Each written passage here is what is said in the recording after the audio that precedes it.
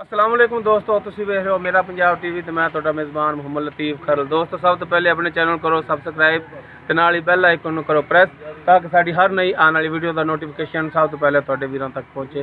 दोस्तों, अज वीडियो बनाने का मकसद है कि अज तो तकरीबन 5-6 दिन पहले 50 SP दे मुहम्मद आसिफ उनकी गाय की वीडियो अपलोड की सी ते अज माशाअल्लाह अल्लाह की मेहरबानी नाल सेल हो गई। चकवाल दे विच सेल हुई है। चकवाल दे विचों बंदे आए ने लैण वास्ते ते आपां उन्हां तों पुछ दस कर लैने थोड़ा जिहा। आया जनाब माड़ा जिहा भाई मुहम्मद आसिफ ने जिन्हां दी गाय जनाब तुहाडे नाल कोई रेट की कमी पेशी कोई वाधा घाटा तो नहीं कीता? मालकां डायरैक्ट आके आप चवाई की खुद रेट तय किया?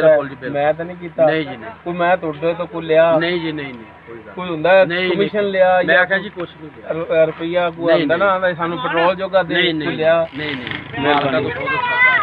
आओ जनाब माड़ा जिहा इधर भी मेहरबानी करिया जी।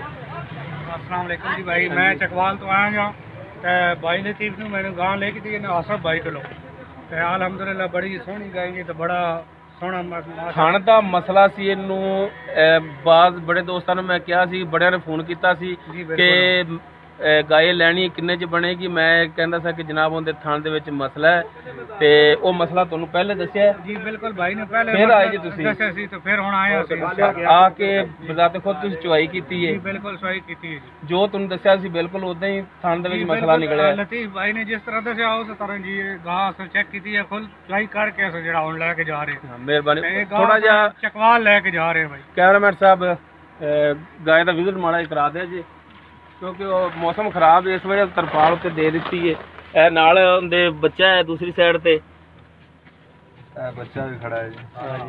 गाय दहा दी तसल्ली नाल माड़ी जी।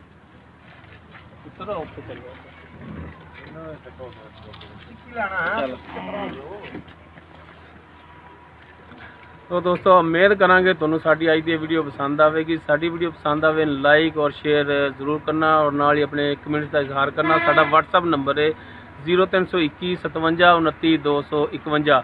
अगर किसी वीर भाई ने गाय या मझ लैनी होवे ते साडे नाल राबता करे, इंशाअल्लाह नहायत माकूल रेट दे विच लैके देवांगे।